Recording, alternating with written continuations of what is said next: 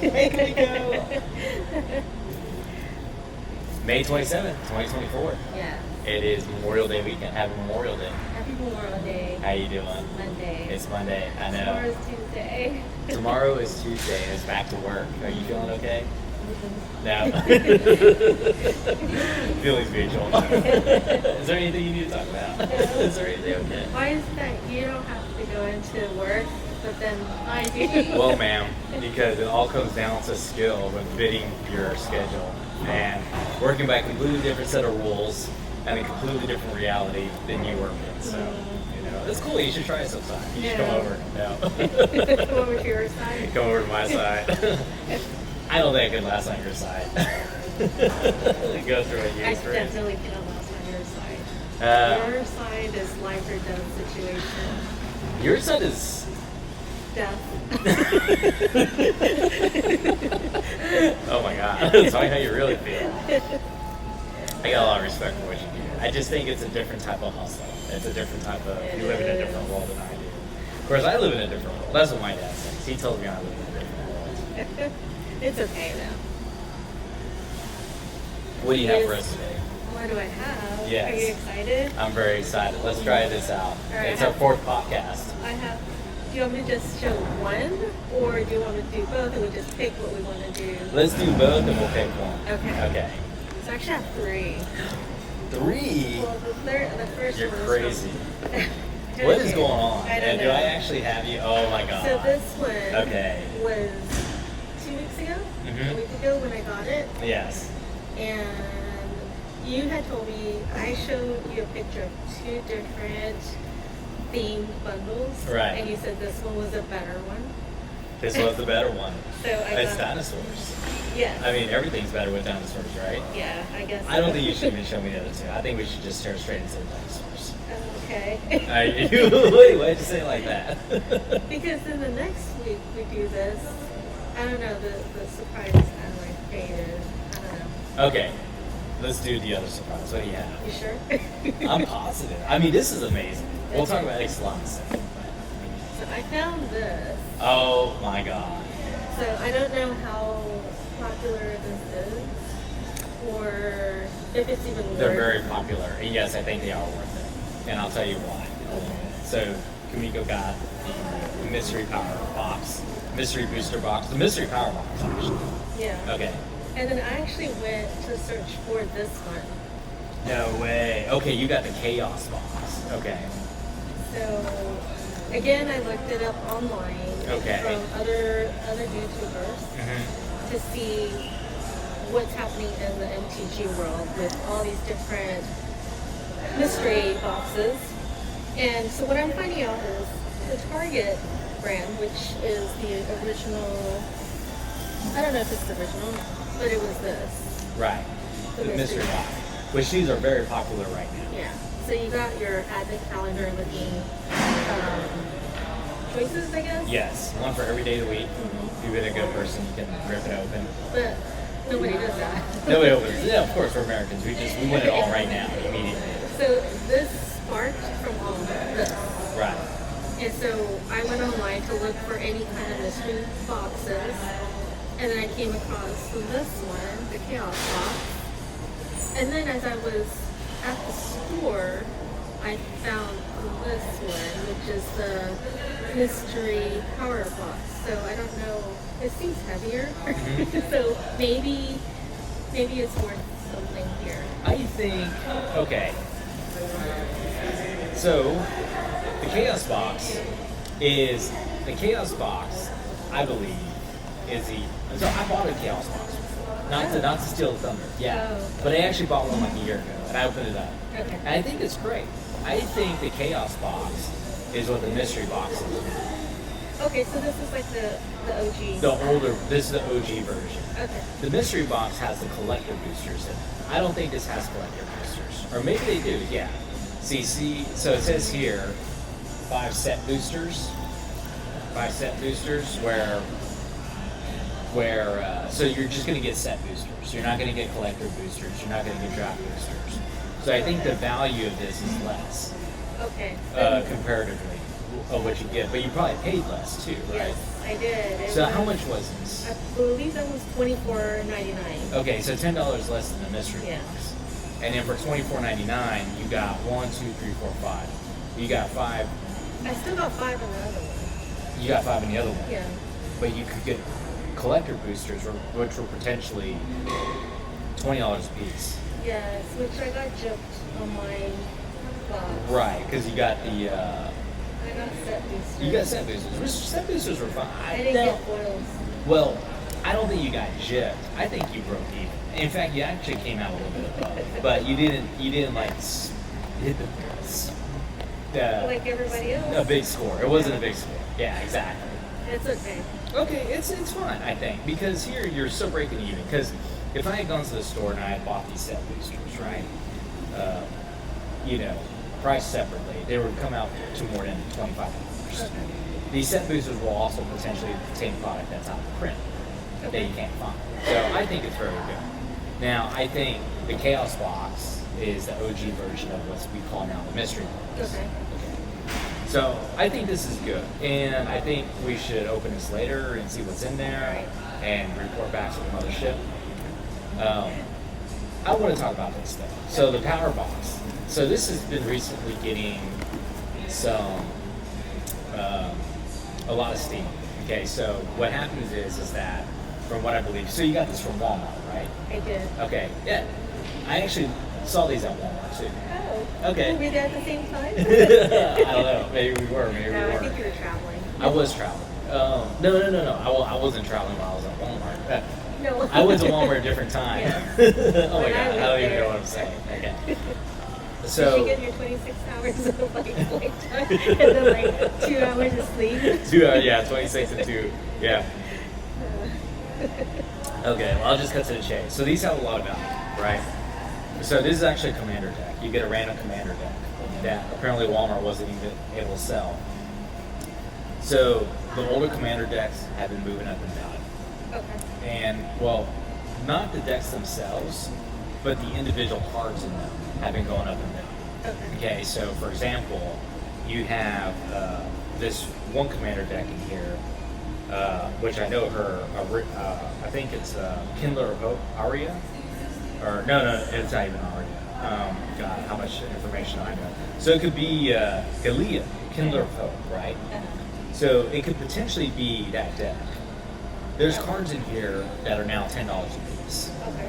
Okay, so as we know, commander deck's 100 cards. You're going to get 100 cards. Back in the day when this deck first came out, it was only priced for like $25, right? But then they've gone up in value, they've been hard to find. But the individual cards in there have gone up because they've been what we call very powerful pieces. So some of the older commander decks, and when I say older, I don't mean like years old. I'm talking like 2001, 2002, like COVID era. Oh wow. Okay. Yeah, they've gone up. Way before COVID there. Yeah, I'm sorry, did I say 2000? I meant 2020. Okay. Oh my god, I'm old. Oh, like 2001. No, 2021. 2020, 2021. Trying to keep up, viewers. Okay. As I confidently talk about things I think I know about. I really believe what you say. That's good. And it's like, okay. Honorary Texan. Uh, I think this is good. Because, so how much was this? 20? No, that one was like $44.99, $45. 45. So you're paying a little bit for the mystery element? Yeah. A bit. Well, like I say, you're possibly getting a deck that's not even in production. Okay. So it could possibly be a Kamigawa or a. I would say that it's probably one of these 3 decks they have pictured, but I don't know. Okay. All it says here is a commander deck, it's a deck box. Oh, you also get the deck box and you also get the game. I know sleeves. So I thought that was pretty good. Yeah. Because sleeves can be pretty expensive. I don't know what type of sleeves they are. Clear. Clear sleeves, stuff that they picked up off the ground. So it says here on the bottom, the collectible products in this package have been purchased directly from the manufacturer or purchased from the secondary market and repackaged for retail sales by MJ Holding Company, Limited Liability Corporation. MJ Holding Company, Limited Liability Corporation is not affiliated with individual manufacturer trading card companies contained within its product. All related trademark and logos are trademarks of the respective owners. Okay, Bridgewater, Illinois. So this company bought the stuff, probably off of a back in 18-wheeler in New Jersey, packaged it separately, and then resold it to Walmart. See, I remember you telling me to be careful with the shrink wrap. Yeah. Because sometimes they're crooked. Uh-huh. So I was looking at them like, oh, I don't know. Like maybe it's been repacked. I don't think we're going to have this issue here. Yeah. So, you want to open it? You want to find out what's in it? Or you want to talk about the movie? Which one do you want to open? So, Exelon. Let's talk about Exelon real quick. Exelon's amazing. So, Exelon is, came out, I believe it came out, so Exelon came out the later half of 2023. Everybody went crazy Okay. because of the theme of dinosaurs. Everybody loves dinosaurs. So it is a bundle. It is going to have the box. It's going to have the cars, the full art lands. It's going to have the set boosters, because this was right before play boosters came out.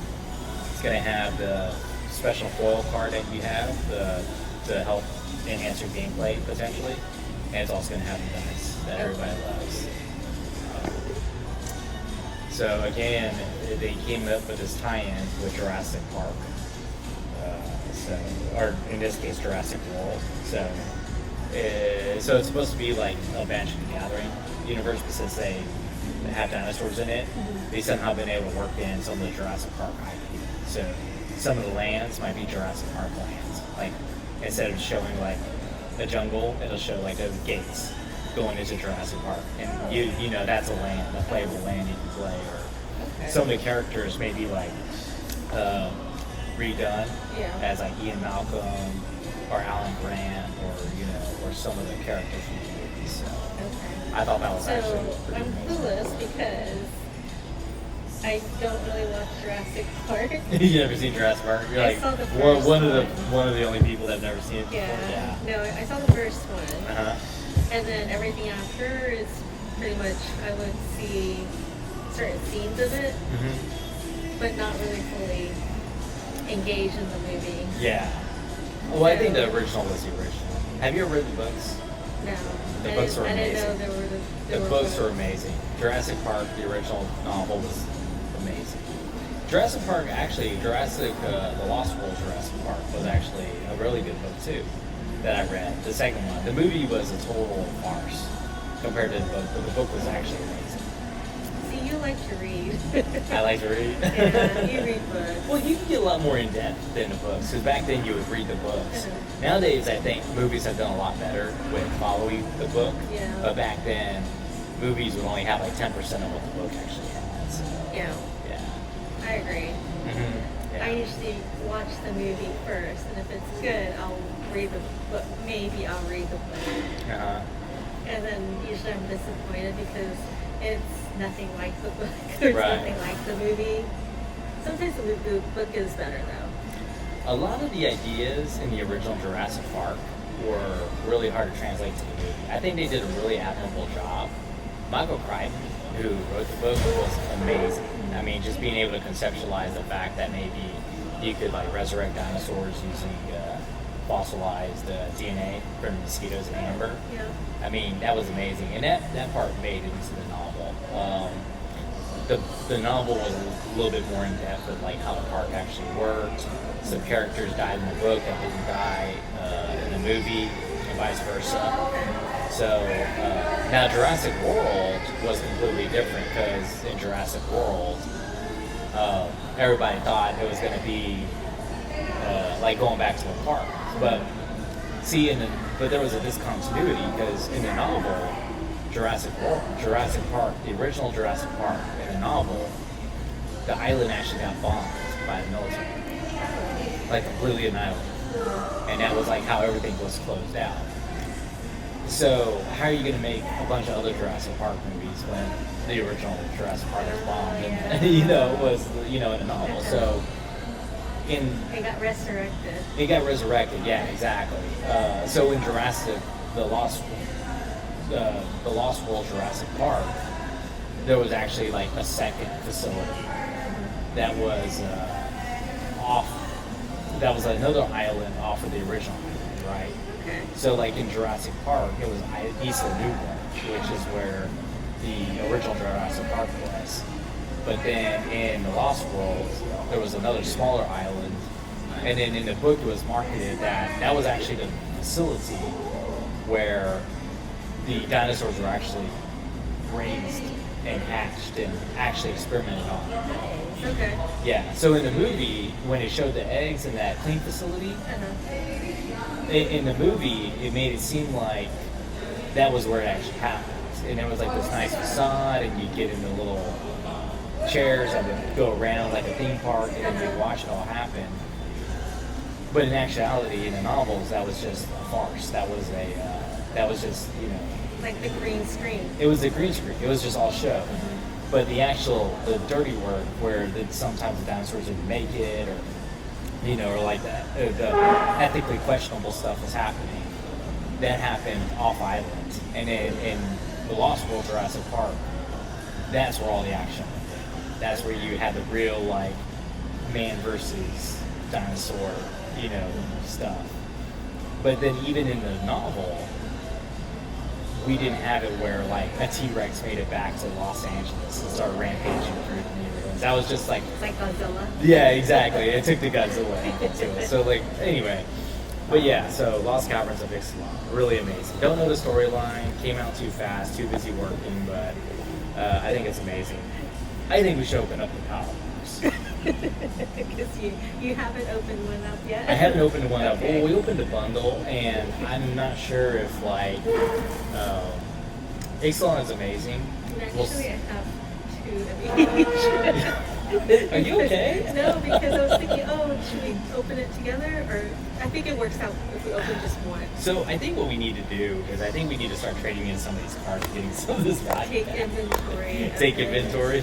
So to have our little laptop out while we do it. Okay, so we'll open a power box. Okay. All right, so I don't know what it's going to be, so we'll check it out. Okay.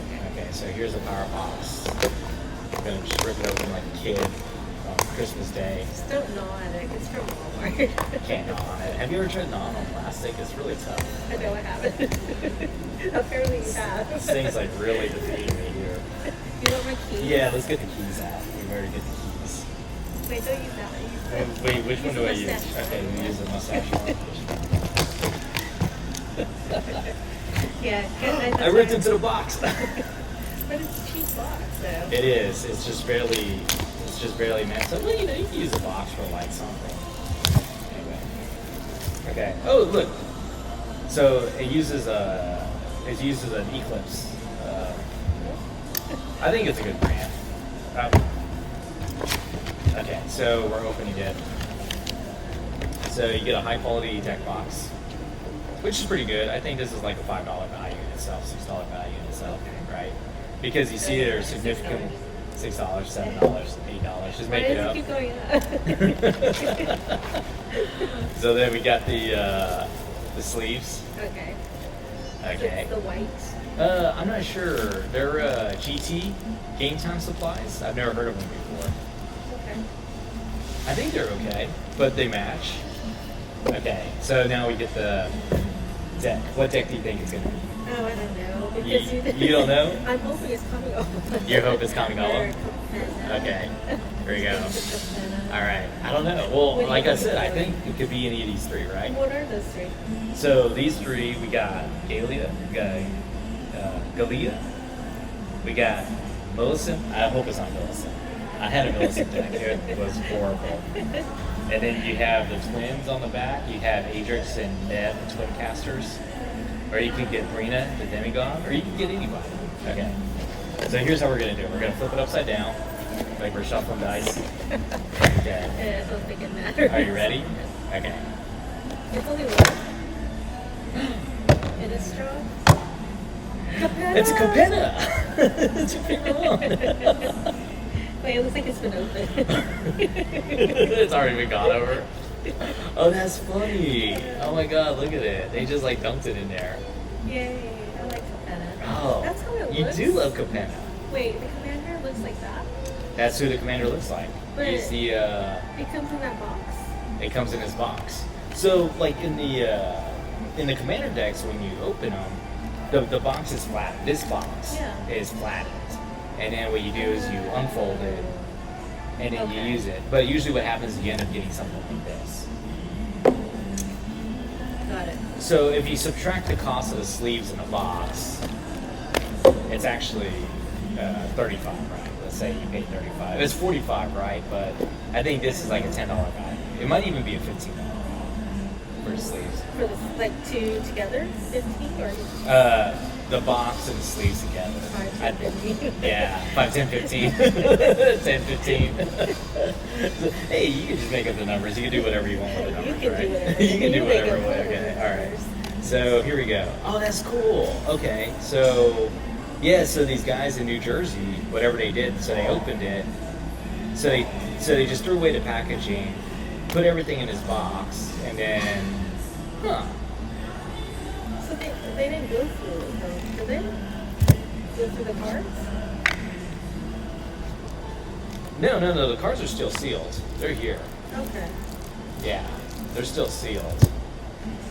Sorry, I'm checking the price just to make sure what did I, $44.98. $44.98. Yeah. Okay. Why is this such an odd number? $44.98. So there's the psychology behind that, right? So because people, if it's $44.98, people think they're spending $44. If it's $45, people think they're spending $50. Yeah, it's for real. Okay. So you have the. Anyway, okay. You know, I always wondered what this was. They had the little bumper. I never knew what this bumper was. Your fingers. It's a Chinese finger trap. It's like, let it go. Okay.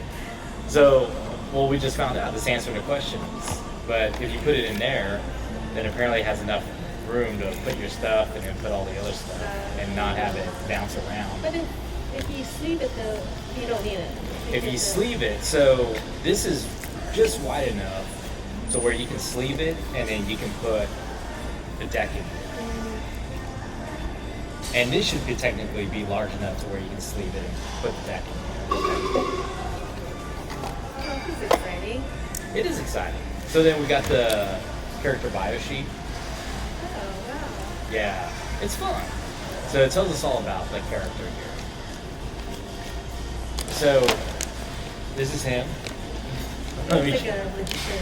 He does look like a magician. Here, let me do it half and half. So this is apparently our commander. This is him. Okay. All right. So he looks like. So he's supposed to be a vampire. He looks like my old landlord. Wait, which one? Chinese lady? No. He looks like the guy who used to always wear like the dark sunglasses and then the combat boots all the time of the Where day. did you live? San Jose, California. Okay. So here's another one. There's another. I guess that's his trying to like hang out in the middle of the night. That's a sinister look. How come that one looks like he's younger and the other one he looks older? He's got his hair pulled back. Is that what it is? He's got receding hairline. He's got the receding hairline. He's got the widow's peaks. You know, they say the widow's peaks are a sign of intelligence. Do you have another? I have a ton of widow's peaks. I almost have a widow's mountain. So it's Angelo the painter. So it says dagger, paintbrush. It's all the same to Anello. The maestra's fixer will tell you murders his muse. He reads every contract for the whole museum. But it's got to be real inspiring for him to give it his personal attention. Know what I mean? Still, all that hoity-toity paperwork's just moonlighting to bamboozle the common folks. He was Lord Xander's right-hand man long before the city was built, and he still is today. He must be hand-trained by the Lord himself for damn near centuries by now. If you want the best assassin in town, you call Nello. All the time in the gallery must have been to his head, making him think he's some sort of artist, even if killing's way more profitable. The man can't resist a spiffy little flourish here and there. He says he's doing studies for his magnum opus, trying to turn each crime scene into some sort of masterpiece. Some folks think he sets a corpse up so pretty, any bystanders wish they had been knocked off instead. He calls it art, a bit of a hidden spectacle. Maybe he's trying to impress his boss or his darling daughter. Overkill if you ask the average fella, but hey, vampires are just like that sometimes. So he's a vampire. He's a vampire. He's an artist. And he only has one daughter. And he only has one daughter. Oh, look, he's covered in paint. Oh, ooh, paint. Yeah, so that's him painting. And then this is him murdering. So he looks more sinister when he's painting. Painter by day, murder by night. Painter by day, murder by night. Uh, He makes it sound like a serial killer almost. he probably is. Yeah. Well, vampire murder for hire. So okay. So let's see what else we have here. So we have the cardboard spin down that we got. Oh, so instead of the dice.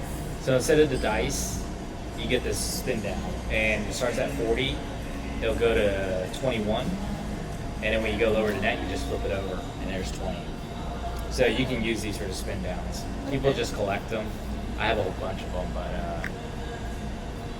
but people prefer the dice. Or actually, nowadays we just prefer the phone. Yeah. Okay. So then they started doing this too, the Capenna booster samplers. So basically, this is when the collector packs first started really coming out. And people are like, hey, do you like this? Do you want more of this? Just pay $20 a piece and you get it. But for now, your first hit's free, so here you go. And since then, they've been putting these in every collector, or every Bundles. commander deck. Oh. You'll be getting some type of collector booster sample pack. So they're foils. So it could be anything. Anything that they put in the collector booster could potentially be in the foil. Okay. But it's only 2. So it's like, do you? Only 2 cards? It's only 2 cards, Oh. but it's 2 cards that could potentially be from the collector booster, special edition maybe that you don't know. Okay. I believe Capenna was the first commander decks that they started doing these with, and then since then they've been doing this with everyone. Nice. Okay, so let's go ahead and. Just like an experiment. Yeah, it's an experiment. And they've been doing it. Even the Fallout that I just recently got had the collective booster set. We'll open it, and then we'll check out which cards we got. So Capenna, it's been a hot minute since Capenna's came out, so. Yeah. Okay. So we got Swindler's Scheme. It's an enchantment. And it says, whenever an opponent casts a spell from their hand, you may reveal the top card of your library. If it shares a card type with this spell, counter that spell and the opponent may cast a reveal card without paying its mana cost. So it's like a blue Chaos War. When I was really playing Commander, people started playing some really powerful cards, and a lot of the cards that took me by surprise were from Capenna. So I think this is a good card. And then of course we get the foil. It's pretty. It's a very pretty land. It's a botanical plasma. It's a land, and it comes into the battlefield tapped, so it's a tap land. And it comes in, and you can add either a forest or a plains. And then you can pay 2 generic, a forest, and a plain, tap it, sacrifice botanical plasma. Too many steps. It is too many steps, yes. Alright. So here you go. Put that on that side. Try to straighten it up, right? Make it look clean. Alright, so we'll go ahead and go through the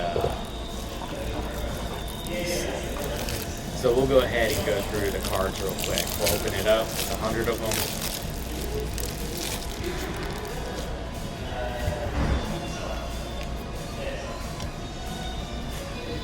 So you get the punch tokens, the counters, so you can punch them out.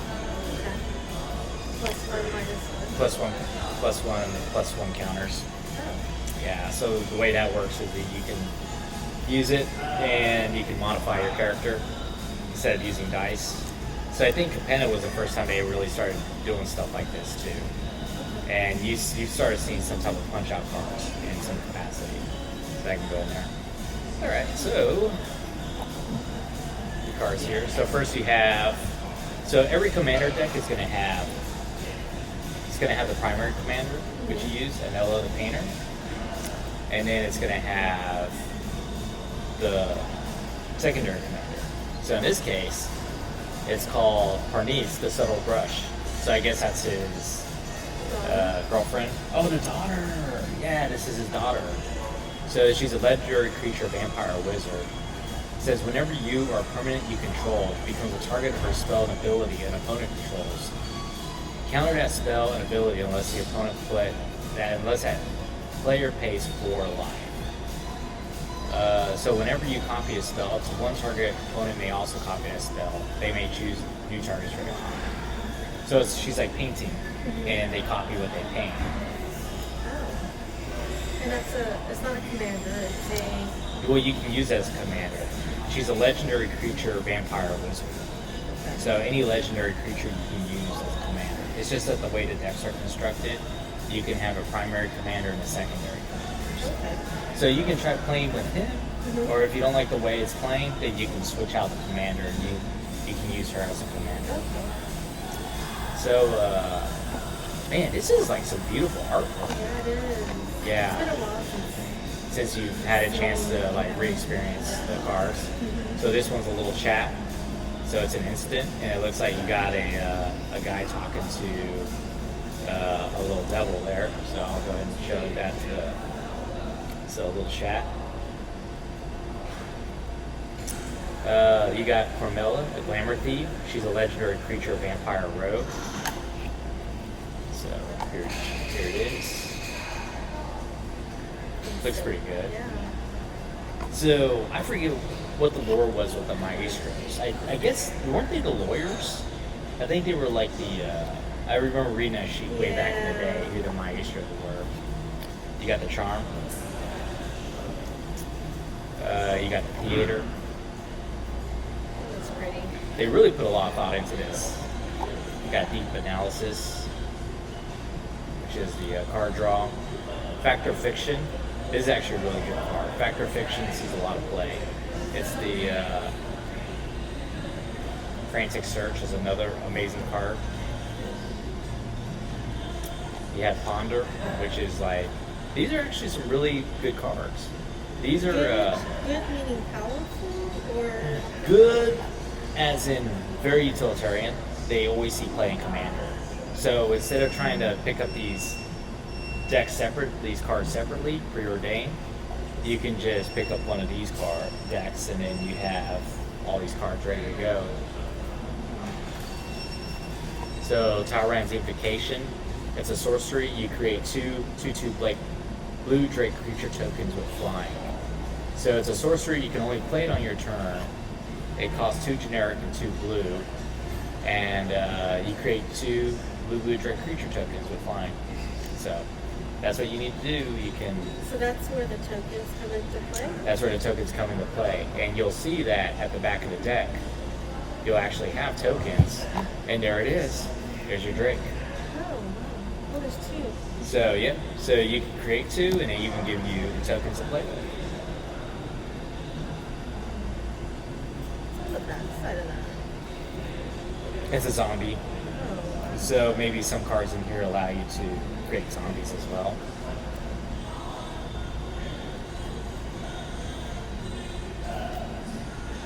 Feed the Swarm. Feed the Swarm is actually a really good card. It's one of the staple black cards. Staple meaning that it's one of the cards that hold the format together. Because black doesn't have any real ways to deal with enchantment removal. But Feed the Swarm allows you to destroy target creature or enchantment an opponent controls. So it's very good. It's 1 generic, 1 black, allows you to destroy an enchantment. And of course the artwork is going to be centered towards the competitor. So Feed the Swarm sees play in a lot of different decks. Feed the Swarm comes in, it came in the Lord of the Rings deck, but it featured goblins, and, had Lord of the Rings artwork. That one has the Capenna artwork. Then you have Rite of the Raging River. It's an enchantment. Creatures named Lightning Rager can't attack you or planeswalkers you control. So if somebody steals it, they can't attack you with it. At the beginning of each player's upkeep, that player creates a 5 1 red elemental creature token named Lightning Rager. It has trample haste, and at the beginning of its end step, sacrifice this creature. So that's kind of interesting. So every opponent creates a creature named this creature, and it has to attack somebody. It just can't attack you. Oh. Yeah. So you put them against other players? So the way it works is that you play this card as an enchantment, right? So this actually isn't a creature, it's an enchantment. Okay. So you'll play it, and it says here, creatures named Lightning Rager can't attack you or a planeswalker you control. And then at the beginning of each player's upkeep, that player creates a 5/1 red elemental creature token named Lightning Rager. It has trample haste, and at the beginning of the end step, sacrifice this creature. So they either can or can't. They can either choose to or not to attack with that creature. But if they do, they can't attack you. But the idea is that you're giving your opponents creatures that they can use to attack your opponents with, but they can't attack you. Oh. Okay. Yeah. I know, right? And the creature, they basically have to sack that creature at their end step. So at the end of so they get it at the beginning of their turn, and they have to sack it at the end of their turn. So it's a cool little enchantment. You have a Goblin Electromancer. It's a Goblin Wizard. Instant and sorcery spells you cast cost 1 less to cast. So that's a good card. In fact, I think this card came out later on in Commander Masters. That looks valuable. Arcane Signet. It's a very playable card. Add 1 mana of any color in your commander's color icon. So you pay 2, you play it, and then you can tap it for mana. And then you got Commander Sphere, which is another staple. You pay 3 generic, you get a rock, you tap it, add 1 mana of any color in your commander's color icon. So there it is. Then you have Dimir Signet, which is 2 generic. Pay a blue and a swamp, an island or a swamp. You can tap it and add an island or a swamp. And then you have Felwar Stone, which is 2 generic. Tap, add 1 mana of any color a land an opponent controls could produce. So then there's Izzet Signet, 2 generic. You pay 1, tap, and add blue and a red. So the signets, so if you notice that was the mirror, this is Izzet. So when you look at those names actually come back to Ravnica. So you have the Dimir Signet, you have the Izzet Signet. Those are actually the guilds from Ravnica. So when you have an ability where you pay 1 and then you tap and you add a blue or you can add 2 colors, that's called color filtering. So what it does is it allows you to turn a colorless mana source into a colored mana source. So it's hard to explain, but once you actually start playing and you get the mechanics down, it starts making more sense. There's some more Capenna-centric cards. So there's Extravagant Replication. It's 4 generic and 2 blue. It's an enchantment. At the beginning of your upkeep, create another token that's a copy of another target non-land permanent you control. Very powerful card, because being able to copy other permanents that you control can get out of control, especially when you start copying cards that allow you to copy other cards. And then there's like we covered that the last time. It's just so confusing. Yeah. You get some good cards in here. It's actually really fun. Yeah. Flawless Forgery. 3 generic and 2 blue. It's a sorcery. It's casualty 3. So as you cast a spell, you may sacrifice a creature of power 3 or greater. When you do, copy that spell, and you may choose a new target for that copy. So you can exile a target instant or sorcery card from an opponent's graveyard, copy that card, you may cast that copy without paying its mana cost. That's a lot of copy. Yeah. So I think I'm starting to see, blue-red that's all it is. It's copy spells. It's a copy spell, predominantly. Sinister Concierge, 1 and a blue. It's a creature, human wizard. It says when Sinister Concierge dies, you may exile it and put 3 time counters on it. If you do, exile up to 1 target creature and put 3 time counters on it. Each card exiled this way that doesn't have suspend gains suspend. So basically, when it dies, you can suspend it, and then you can suspend another card that you can suspend another creature you control, and then they can come back into the battlefield. So that's kind of a blink effect. But when suspend means that basically you exile it from the game, you put basically 3 counters on it. Every time you take an upkeep, you remove a counter from it. Now, so in 3 turns, you can it re-enters the battlefield. And if it has any enter the battlefield effects, it'll re-trigger the enter the battlefield effects. If you have anything that allows you to take counters off of things that you own, then you can play the suspended cards immediately. Or if you have a way to do multiple upkeeps in 1 turn, then you can remove the suspend counters and play them.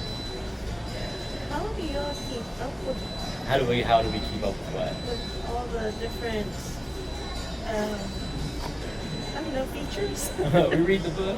No, I'm just joking. This is funny. So this is a card. It's called Body Count. Draw a card for each creature that died under your control this turn. So there you go. And it's kind of cool. It shows like a little mobster guy. There you go. We got Dog Detective. He's the one in a black. He's a human rogue. When Dog Detective enters the battlefield, surveil 2. And it says whenever an opponent draws their second card each turn, you may return Dog Detective from your graveyard to your hand. So that was a good card. So it's a detective. You know what else had detectives was Murders at Karlov Manor. I wonder if they were trying to tie it back into Capenna somehow. With the fedora and the trench coats and fedoras. Make an example. Each opponent separates the creatures they control into 2 piles. For each opponent, you choose one of their piles. Each opponent sacrifices the creatures in their chosen pile. So basically,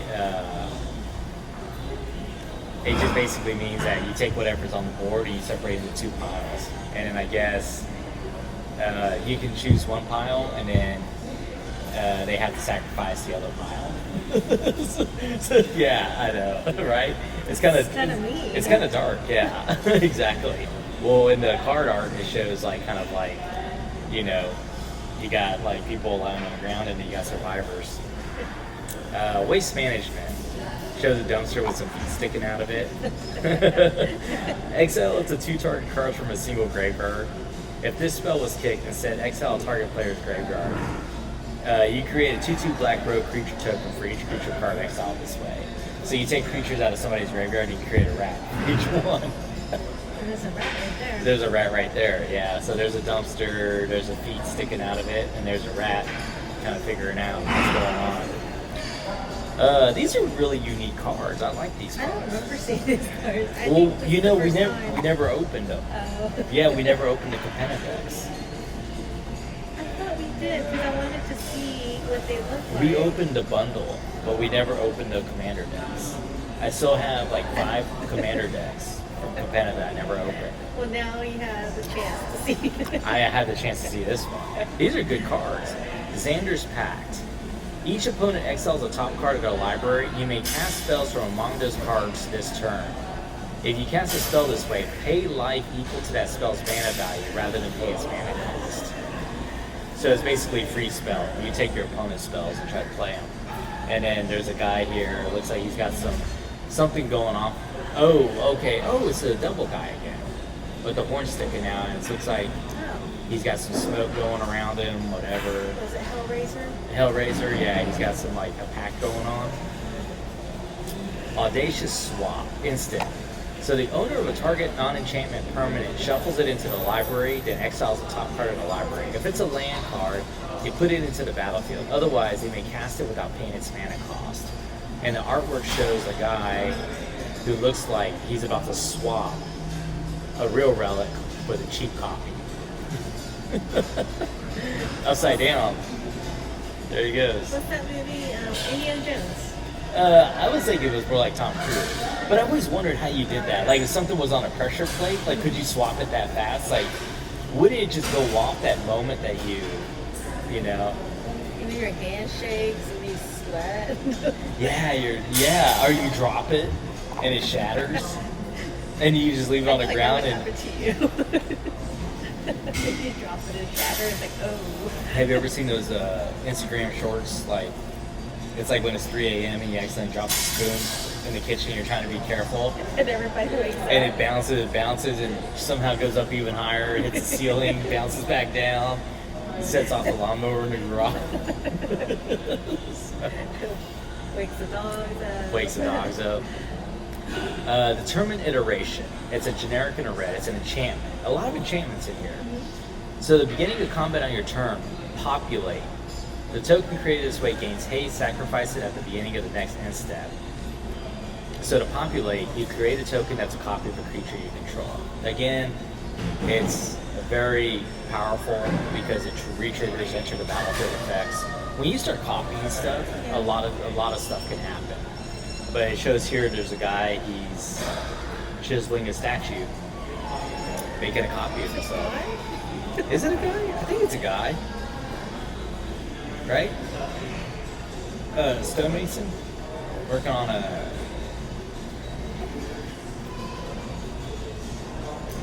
We got Spellbinding Soprano.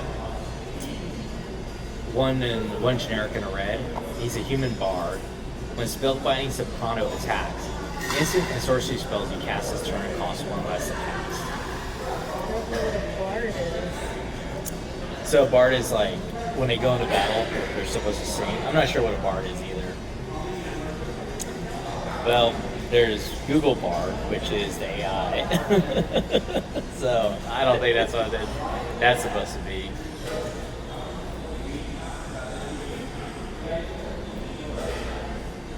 It's a slang. This is another word for poet. Okay, so it's a singer. It's a singer? I think it is, right? Poet singer? I'm sorry. Oh my god, I'm reading ahead. So, okay. Oh, you like all those cards. So we got Cryptic Pursuit, which is 2 generic, a blue and a red. It's enchantment. Whenever a face-down creature you control dies, exile it if it's an instant or sorcery card. You may cast that card until the end of your next turn. You use it as a blue or as a red? So the cast this card is 2 generic, plus a blue, plus a red. Okay. Yeah. So Cryptic Pursuit. Maestro's Confluence. So it's kind of a high cost. It's 3 generic, and then you got to play an island, a swamp, and a red. It's a sorcery. Choose 3, or you may choose the same mode more than once. So you may return a target monocolored instant or sorcery card from your graveyard to your hand. Target creature gets -3, -3 until end of turn. So if you choose all 3, you'll get -9, -9. Or goad each creature target player controls. It's a pretty powerful card. Some of these terminologies, it's not in my vocabulary. It's not in your vocabulary? These are like SAT words. Are they? Yeah. It's a lot going on, for sure. Oh, did I show? I don't think I showed the card. So it shows a little stage, some people up there doing some stuff. Cyrix, Carrier of the Flame. It's a legendary creature, Phoenix. It's a flying haze. At the beginning of each end step, if a creature card left your graveyard this turn, target Phoenix you control deals damage equal to its power to any target. Whenever another Phoenix you control dies, you may cast Cyrix, Carrier of the Flame from your graveyard. So this is kind of worded to where you can actually use this as your own commander if you wanted to. Because it says here, if a creature card left your graveyard this turn, target Phoenix you control deals damage equal to its power to any target. So there you go, you see that? That's a metal Phoenix doing its thing. Fire. Smuggler's Buggy. Smuggler's Smuggler's Buggy. Buggy. Buggy. It's a buggy. It's a buggy. It's a buggy. I don't think I've ever used the word buggy before. So it's a Hideaway 4, and then, so basically we cast it, you look at the top 4 cards of your library, and then you put one, exile it underneath Smuggler's Buggy. And it says, whenever Smuggler's Buggy deals combat damage to a player, you may cast the exiled card without paying its mana cost. If you do, return Smuggler's Buggy to its owner's hand. I don't know if this was the expensive card or not. I know there was one of the vehicle cards that came in Capenna that was really expensive. Yeah. That was like $10. I don't know if Buggy is one. But there you go. I gotta check. I think Capenna was a really good one. So you got Clone Legion. For each creature target player controls, create a token that's a copy of that creature. So I think that's a really good card. Feels good. We're starting to get into some OG cards here. The Dig Through Time. This is a Khans of Tarkir card. You got Delve. Lets you draw 7. Drawn from Dreams. Look at the top 7 cards of your library, put 2 of them into your hand, and put the rest on the bottom of your library in any random order. Mystic Confluence. Mystic Confluence sees a lot of play. I think that's actually a very, I think that's a very good card. Oh, are you looking it up? I'm trying to look up the value of this. So all you have to do is, you're a TCG player, so go ahead and hit X. Just type in the card, Smuggler's Buggy. Oh,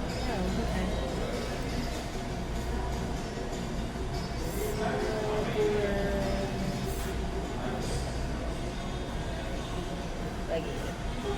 Yep, and there's the first little.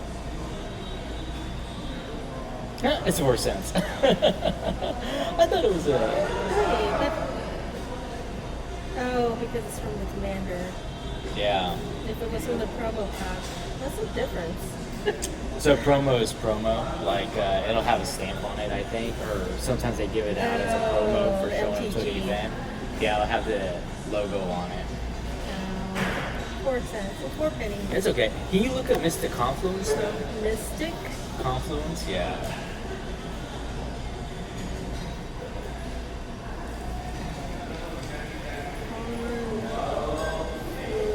There it is.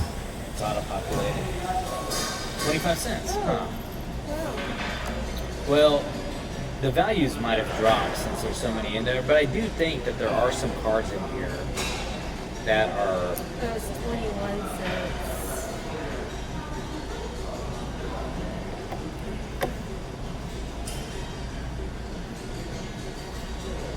There's some really good OG cards here. That was pretty. Rekindling Phoenix. 2 and a double red. It's a flying, and when Rekindling Phoenix dies, create a 0/1 red elemental creature token with, at the beginning of your upkeep, sacrifice this creature and return target card named Rekindling Phoenix from your graveyard to the battlefield. It gains haste until end of turn. It looks like the Day of the Dead. It's some good, it's amazing artwork there. Yeah, there's like a lot of stuff going on there.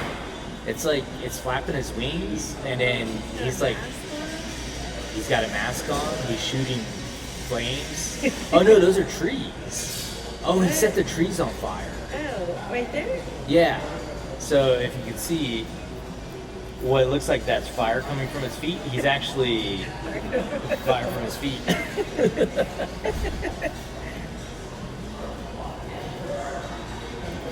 see.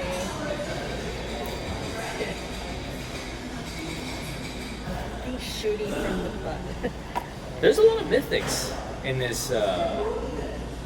There's a lot of mythic cards in Well, this that's deck. the standard cards, right? In the commander deck? Yeah, I'm not sure if you get as many mythics though. You get a few mythics, but this is really awesome. So you got Kess, the Dissident Mage. So you use a mythic, legendary creature, human wizard. It's a flying, and she's a flyer. During each of your turns, you may cast an instant or sorcery spell from your graveyard. If a spell cast this way would be put into your graveyard, exile it instead. So she lets you cast stuff from your graveyard. Graveyard recursion.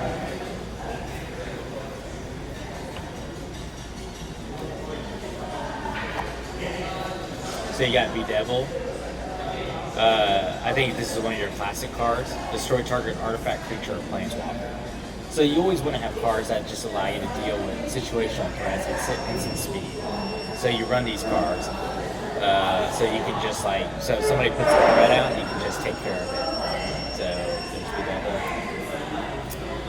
that. Call the Skybreaker. So this one's interesting because it's 5 generic, and then you have these 2 pips right here. They can either be an island or a mountain, and you can pay either 2 islands, 2 mountains, or you can play any combination of island or mountain. So you can create a 5/5 blue and red elemental creature token with flying, and then you can retrace. So you can cast it and then cast it again from your graveyard. So you can use it twice. It's a good card. Squee, the Immortal. So you may cast Squee the Immortal from your graveyard or from exile. So he casts 1 and 2 red. He looks like a Lord of the Rings character. Basically, you can't get rid of him. so you'll always have a threat on the board. River's Rebuke. It's 4 generic and 2 blue. Return all non-land permanent target player controls to their owner's hand. So it's like a one-sided cyclonic rift. So there you go. River's Rebuke. You got. Can you pronounce this name? I can't pronounce that. It's not even a word. Yeah, Cinder Splits. I'm gonna stick with Cinder Splits. Cinder Splits Judgment. For each player, choose friend or foe. Each friend creates a token that's a copy of a creature they control. Each foe returns a creature they control to their owner's hand. There's no vowels in that name. There's no vowels. So that's pretty good. Maybe that's why he looks angry all the time, because no one can pronounce his name right. I think so. He must have got made fun of in high school. Not just high school. Elementary school. It's like, hey, your parents must have really hated you if they gave you a name like that. Let me see. I got my hands wet. Okay. Oh, this is a good one. So you got Army of the Damned. It's 5 generic plus 3 black. Create 13 tap 2/2 black zombie creatures. 13 of them. And then you can create another 13 if you cast them from the graveyard. Oh my gosh. For its flashback cost. It's a great card. For it to have, or not to be. Look at the artwork. The artwork shows like a bunch of zombies trying to get into a house, splitting through the wood. I think it's a great Bloodsoaked Champion. It's old Constantar here. He can't block, and then you can return him from the graveyard to the battlefield. So you can trigger enter the battlefield effect. Creature entering your battlefield, and he only casts 1 black. This is a great card. So there he 2 is. damages and 1 plus 1. He can swing for 2, and he blocks and he's got 1 toughness. He can't block, but the idea is that he dies, and then you can cast him from the graveyard, put him back into the battlefield. So if you have any cards that care about creatures entering the battlefield, you can run Bloodsoaked Champion. I think he's a good card. I've tried to run him before. He just hasn't quite found his place, but he looks intimidating as hell, so it's like. He's got 6 maps. Yeah, he's like a Mr. T, just standing there. Don't look too hard, Kumiko. It's not real. You got this card. So you're getting into some of the darker black theme cards. So you got Damnable Pack. It's an X and 2 black. So target player draws X cards and loses X life. So the idea is X means however much you want to pay into it. So if you pay 2 black and then you pay 5, then you can draw 5 cards, lose at 5 life. Yeah. So I think it's a great card mechanism. You got Dread Summons. You got each player mills X cards. For each creature card put into the graveyard this way, you create a tap 2/2 black zombie creature token. So basically you mill, and then you put zombies out on the battlefield. You got Hex, destroy 6 target creatures. So it shows a hand toppling over chess. You show a hand like toppling over a bunch of chess pieces. So this is an older card, Puppeteer Click.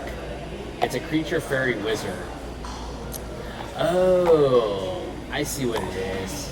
So the artwork shows a bunch of fairies holding clothing, trying to make it look like it's a human. It's like a scarecrow. It's like a scarecrow. So it's a 3/2 creature. It's got flying, and when Puppeteer Click enters the battlefield, again another enter the battlefield effect, put target creature card from an opponent's graveyard onto the battlefield under your control. It gains haste. At the beginning of your next end step, exile it. And it has persist, so you can do it again. So that's cool. So you basically grab a creature. So you basically get rid of their biggest creature. It goes to the graveyard. Then you play Puppeteer Click and get it back and put it on the field under your control. Reign of the Pit. Each player sacrifices a creature, and then they create an XX black demon creature token with flying, where X is the total power creatures destroyed this way. So it's 4 generic and 2 black. So there's the artwork, shows something coming out of the ground there. The devil. Yeah, kind of like dark artwork a little Yeah. bit. I feel like they took some of the older cards and put them back into like this set. You got Sever the Bloodline, exile target creature, and all other creatures with the same name as that creature. Sorcery speed though. So there you go. Skyclave Shade. So it's a 1 and a black. It's a shade. It can't block, and if it kicks, it enters the battlefield with 2 +1/+1 counters on it.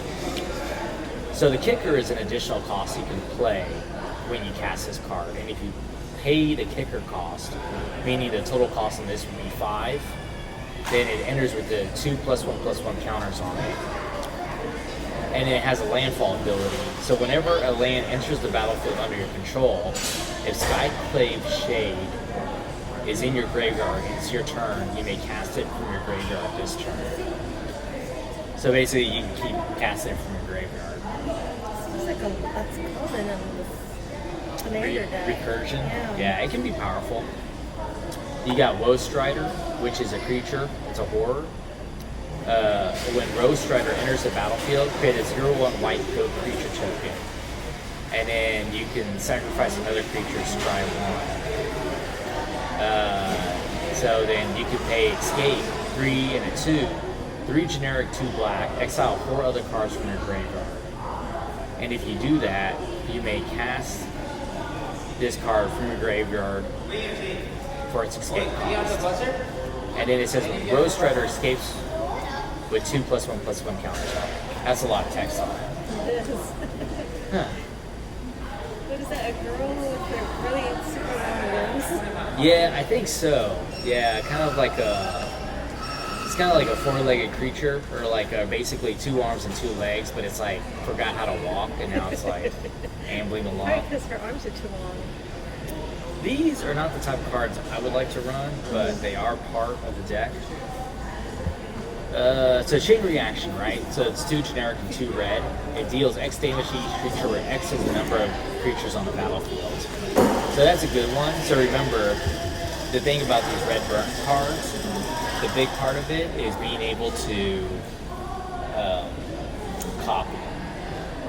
So if you copy them, you multiply the effect. You double the effect, if you copy them again, you can triple the effect. So do people tend to play with these cards? Absolutely. Absolutely. So there's Now you can play. 'Cause you well, yes, no. So there's decks that people play called Is It, which is just about copying spells and burning people out just by copying a bunch of spells. seems so wrong. It is, but it's a way you play. You got Double Vision as an enchantment. Whenever you cast your first instant or sorcery spell this turn, copy that spell. You may choose new targets for that copy. So if you have double vision into a chain reaction, it's a lot of destruction. And then you have your backup cards. You have Mimic Vat, which is an artifact. Whenever a non-token creature dies, you may exile that card. If you do, return each of the card exiled with Mimic Vat to its owner's graveyard. And then you can pay 3 and tap it. Create a token that's a copy of the card exiled with Mimic Vat. It gains haste. Exile it at the beginning of your next end step.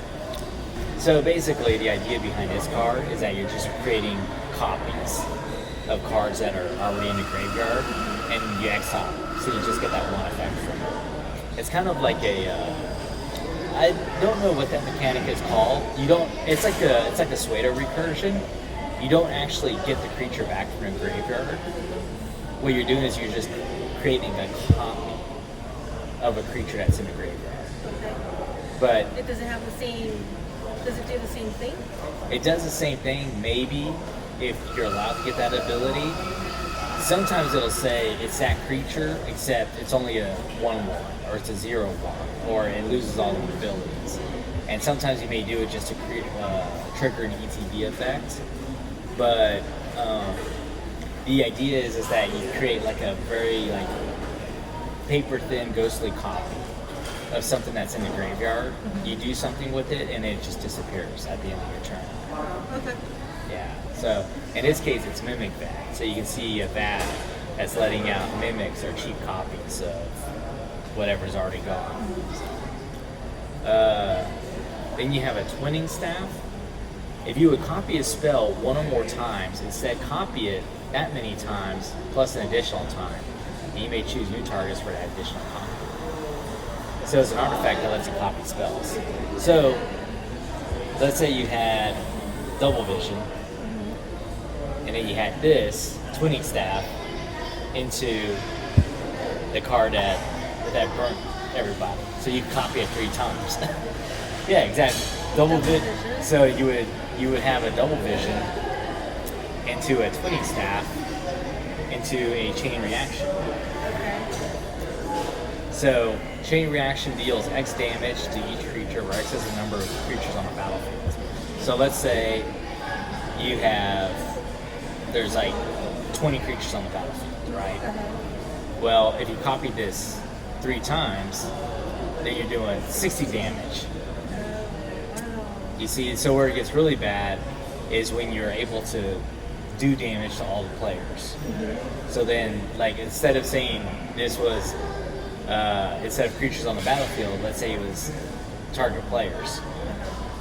Then if you had 60 damage that you could distribute, then you could one-shot everybody. Is that called a wipeout, or? It's basically a wipeout, yeah. Oh, wow. Really?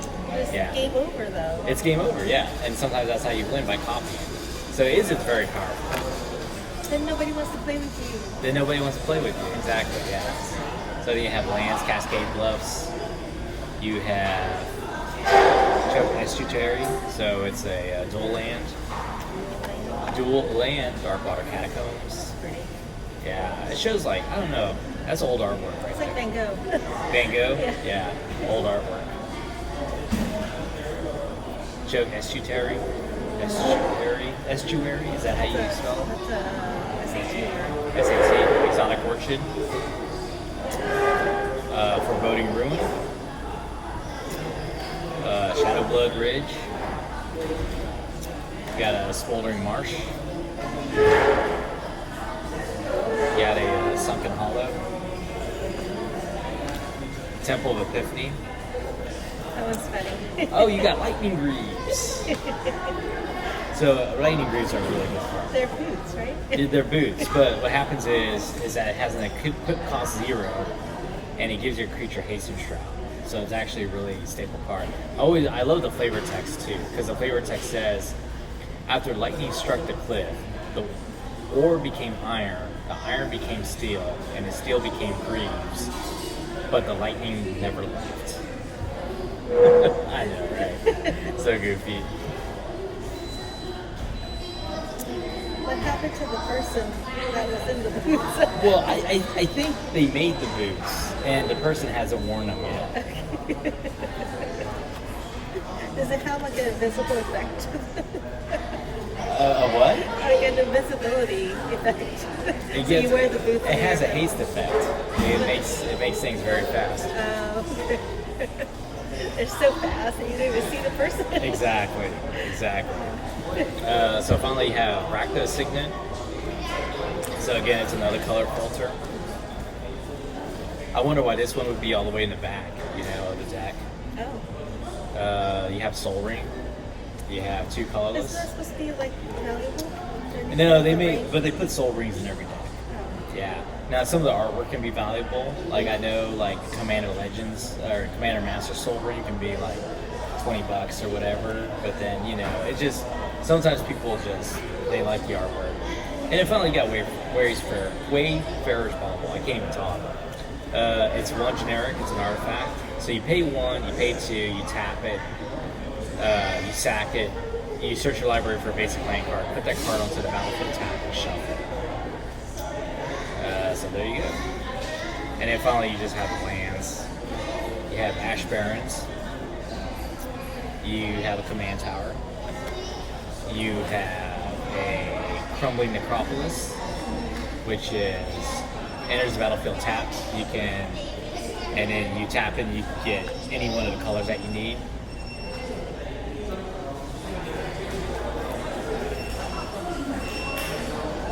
You have Grixis Panorama. So it's a colorless, or you can tap, sack it, search your library for basic island, swamp, or mountain card, put it onto the battlefield, tap, and shuffle.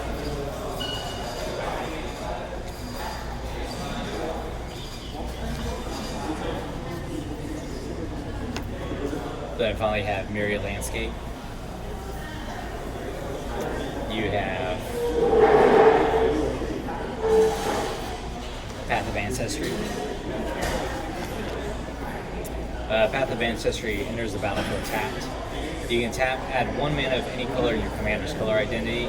When a mana is spent to cast a creature spell that shares a creature type with your commander, you can scry one. Scrying is when you look at the top part of your library, you can decide either to put it back on top or put it at the bottom. I'm learning. You're learning. Yeah, we're all learning. And then you got the Thriving Lands. You got Thriving Bluff, Thriving Isle, and Thriving Moor. So the idea with the Thriving Lands is that they come into the battlefield tapped, so they're tapped lands. So as they come in, you choose a different color, and then you can tap them for either the color that they represent or the color that you choose. So Thriving Bluff will tap for a mountain or any of the other colors that you choose. Thriving Isle will tap for an island and any of the colors that you choose. And finally, Thriving Moor will tap for a swamp and any of the colors that you choose. And then finally, you got the Capenna lands. The rest of the deck is just lands. It's a lot of blues. It's a lot of islands. Yeah. It's a lot of swamps, yeah. Well, it's a full playable deck, so they give you all the lands that you need. How come I thought Capenna? Oh, look, they even gave you some full arts. Oh, that's so pretty. Yeah, they gave you 3 full arts apiece. That's When I cool. look at Capenna, I always thought it was more of the. What do you call it? I want to say flapjacks. Flapjacks?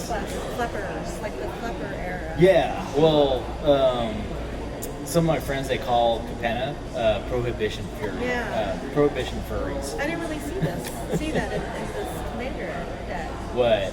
The flappers? Yeah. Well, you kind of saw it at the beginning with the Maestros, right? The theater. Well, no, you are right. It's a little So different. it's a little bit different because they do have some of the themed cards, but the Maestros, now towards the back half, there were definitely some old school Magic cards with old school artwork that didn't quite fit with the theme of Capenna, Yeah. but they included them anyway. I think with what we saw with the newer Commander decks that came out, it got to a point where when they reprinted the card, they redid the artwork as well. So we can see with the Capenna decks, some of the older Magic cards, like the Army of the Damned or whatever, they just put those in there. But they didn't change the artwork to match the theme. The newer Commander decks, especially with the Fallout, the Lord of the Rings, the Universes Beyond, they changed the artwork to match the theme. even the basic cards that have been reprinted forever and ever, Yeah. they all have the artwork to match the theme. And I think that's something new that they started doing post Capenna. And I think that's what's starting to drive the value of some of the cards up as well, because the artwork. Because you can have Feed the Swarm, which I told you was a staple black card. It will have the artwork for it, but there's only one version of Feed the Swarm that has the Lord of the Rings artwork. And I think that's going to hold the value. But yes, it's interesting that you did that, you made that observation, because I didn't think of that at first, but you're right. The front half of the deck had the Maestros theme. It had the Flappers, it had the Theater, but then we started getting into some like really dark themed cards, right? Yeah. That had like pictures and artwork that didn't really fit the competitive theme. And I think later on they started fixing it. Because I remember in the bundle of the Capenna, there was one that was like a cat, or like an exotic Egyptian cat. That's all I remember. I don't know why. I just remember cats. Oh, you just remember cats, yeah. Well, there was one theme in there where it's predominantly cats, but I think with the Maestros, it was vampires, and so that fits the theme. I see. So this is the Maestro's Commander deck. Is that what that is? The Maestros. Yes, the color combination is red, black, and blue. Which I'm trying to remember what that color combination is. I think that's Mardu. But no, it might not be. Let me see. Can you look it up what the red, black, and blue color combination is? Is it under the TCG? No, you can just do a search for it. Just do island, swamp, and mountain.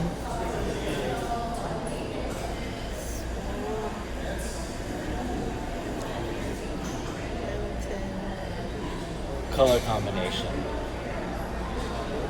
Name. Color combo? Yeah. And what's that called?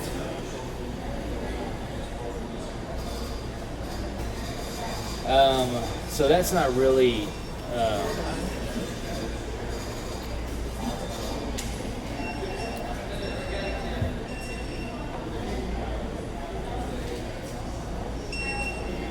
Okay. So here is the MTG color combination name code.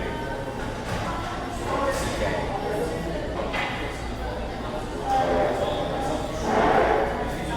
Let me see. I just saw it. Okay.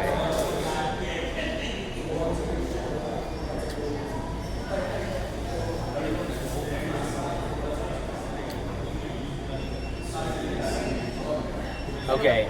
So there's two color pairs, which are the Ravnica guilds. Okay. So then it goes into the color. So it goes into, so Demir is, for example, blue and black. And then Rakdos is black and red. Rule is red and green. And then Silencia is green and white. Warshav is black and white. Izzet is blue and red. So those were the names we saw on the cards that were the dual. Yes, exactly. Okay. And Golgori is black and green. And Boros is red and white. Simic is green and blue. So many combinations. Oh, there it is. So then you get the three color combinations, and then from that you have shards and wedges. So I think this one, so you have Band, which is green, white, and blue. You have Esper, which is white, blue, and black. You have Grixis, Which is that? which is blue, black, and red. Okay, so this is a Grixis card. Okay. So it's not Marnie, it's Grixis. So it says here, so this is a Grixis because of the color combination. So to answer your original question, this would be a Grixis commander.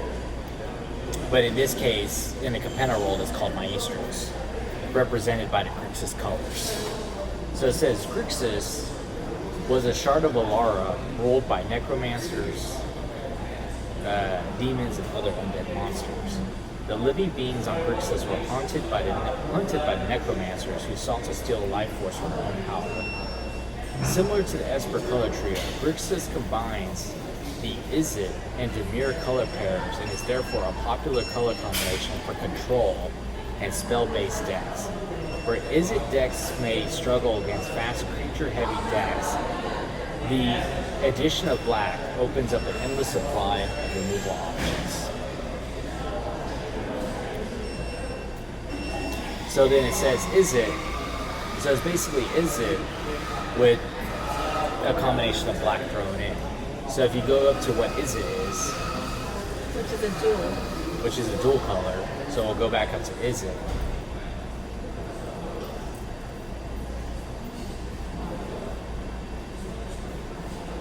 It's the next one, I think. Is it up here? I think it's that one, yeah. So it says the Izzet League, which is blue and red. So it says here, headed by the cryptic and ingenious dragon wizard Mizit, the Izzet League is responsible for much of the infrastructure of the city of Ravnica. However, they are perhaps best known for their erratic and often dangerous experiments, which are pursued with reckless abandon and little regard for the safety of themselves or their fellow residents. Izzet is full of inventors and geniuses who revere Mizit and a special metal that he created called Mizit. Imagery of the Izzet League is often heavily features a latticework of pipes carrying Mizium and other strange arcane weapons.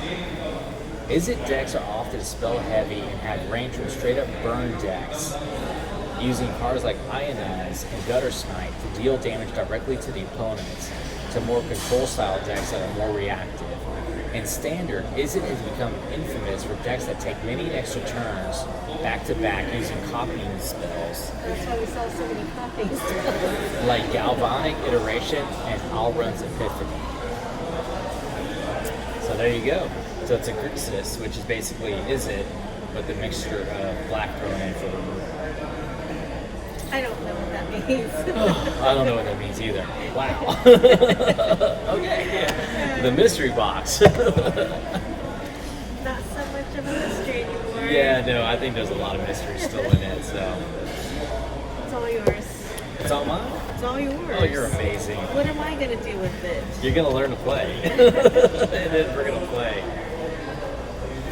So let's revisit the cards that I just kind of jumped over real quick. Okay, so Anello the Painter. So what does he do? He's a legendary creature, vampire assassin. He has Death Touch. The first instant or sorcery spell you cast each turn has casualty 2. So as you cast that spell, you may sacrifice a creature with power 2 or greater. Whenever you do, copy that spell. So that's why you have so many cards that allow you to create tokens and copies of tokens. I think this would be a very tough deck to play. It's hard to keep up with. It's hard to keep up with it, yeah. Okay, so there we go. So that's what the commander does. He allows you to copy spells. All right. So until next time. Until next time. What do you want to open next? I think next time we'll open the Ikoria or Ixalan bundle. Excellent. Okay. Okay. All right. It's good talking to you, Kumiko. Talking to you too. All right. Take care. Bye. Goodbye. See ya.